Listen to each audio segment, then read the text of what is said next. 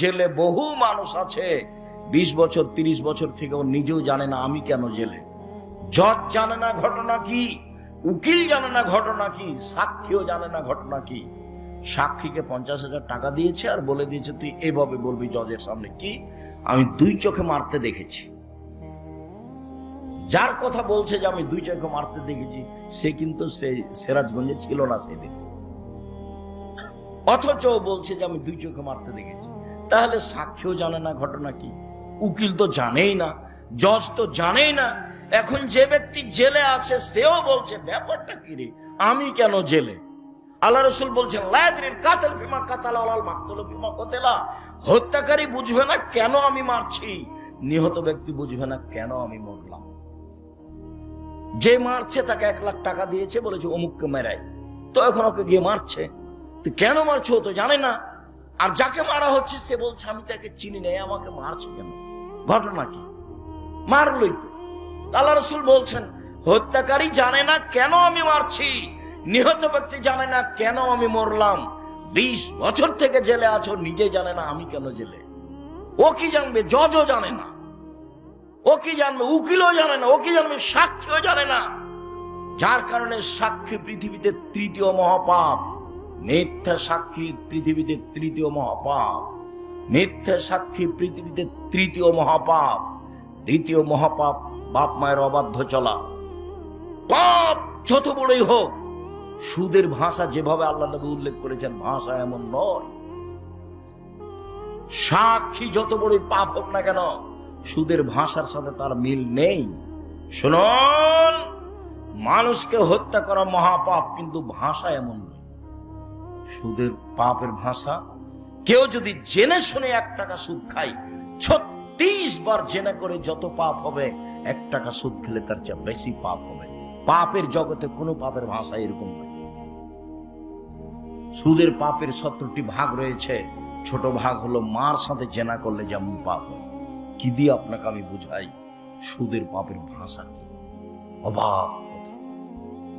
যে সুদ 3 রাত মানুষে খাচ্ছে, কোনো পাপই নয়, কোনো হিসাবই করতে পারে না। সম্মানিত দিনী ভাই বোন, সুদের আলোচনায় লম্বা আলোচনা জেনে নেবেন। এখানে বলছি সুদ যত বড়ই পাপ হোক না কেন, কোটি কোটি টাকা সুদ খেয়েছে, আজকে বলছে আল্লাহ আমি সুদের লেনদেন বন্ধ করলাম, জিন্দেগিতে আর কোনোদিন সুদের সাথে সম্পৃক্ত থাকবো না, আমি তোমার সাথে ওয়াদাবদ্ধ, তুমি আমাকে মাফ করো, ইনশাআল্লাহ সব পাপ ক্ষমা হয়ে যাবে। কিন্তু আপনি কারো বদনাম করেছেন, আল্লাহকে বলেন তো এখন। এই জন্য আমি যখনই বক্তব্য দিয়েছি তখন বলেছি 4টা জিনিস মনে রাখবেন। 1 5 ওয়াক্ত সালাত, 2 হালাল রুজি, 3 কোরআন তেলাওয়াত, 4 আড্ডা পিটা নিষেধ। আড্ডা পিটা 2 ধরনের। একটা দোকানে বসে ঘন্টার ঘন্টা গল্প করছেন, কার কথা যে কি বলছেন ধুলায় অন্ধকার। ওদিকে ল্যাংটা মেয়ে নাচছে আর এদিকে আপনি বসে আছেন আর একজনের বদনাম করছেন। আর একটা হলো মোবাইল নিয়ে ঘন্টার ঘন্টা ল্যাংটা মেয়ে দেখায়, হলো আড্ডা পিটা। এইসব আড্ডা পিটা একেবারেই হারাম। আড্ডা পিটা টোটালি হারাম। আড্ডা পিটা চিরদিনের জন্য হারাম। একরাহুল কালামাবাদ।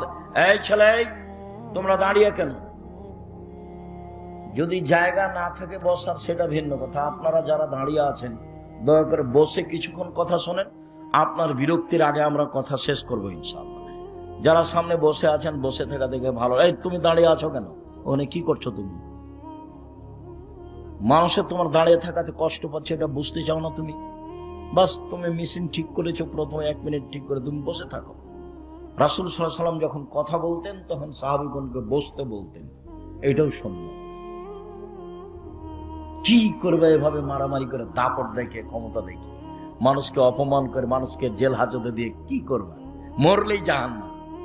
যারা দাপট দেখাচ্ছে, যারা ক্ষমতা দেখাচ্ছে, যারা মানুষকে অপমান করছে, যারা মানুষকে জেল হাজতে দিচ্ছে, এদের মরার পরই জাহান্নাম। ও হলো জালেম। আর জুলুম খুব কঠিন জিনিস, বিচারও পরে হবে। যারা যাকাত দেয় না তাদের বিচার পরে হবে কেন? ওরাও জালেম। কিভাবে জালেম হলো ওরা? ওরা ফকির মিসকিনের প্রতি জুলুম করেছে।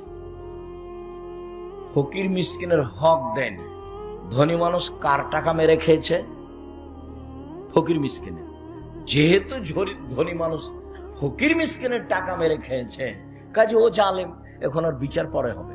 আল্লাহ রাসূল বলছেন তার বিচার পরে হবে। হাত্তা ইউকযাবান নাস, সব মানুষের যখন বিচার হয়ে যাবে তখন ধনী মানুষের বিচার হবে। কিভাবে যে হবে আল্লাহই ভালো। তো বুঝাতে হবে কঠিন, সব টাকা বুঝাতে হবে কিভাবে আয় হয়েছে, সবটাই বুঝাতে হবে কিভাবে ব্যয় হয়েছে। এই ছেলে শোনো, টাকা ইনকাম করবা ব্যবসা করে, উপার্জনের 4টা পথ। একটা দিন মজুরি, সন্ধ্যায় টাকা শেষ। একটা চাকরি, 25 দিনে টাকা শেষ প্রায়। আর একটা হলো জমি চাষ, সমান সময় না হয় লস, সমান সমান না হয় লস। 4 ব্যবসা।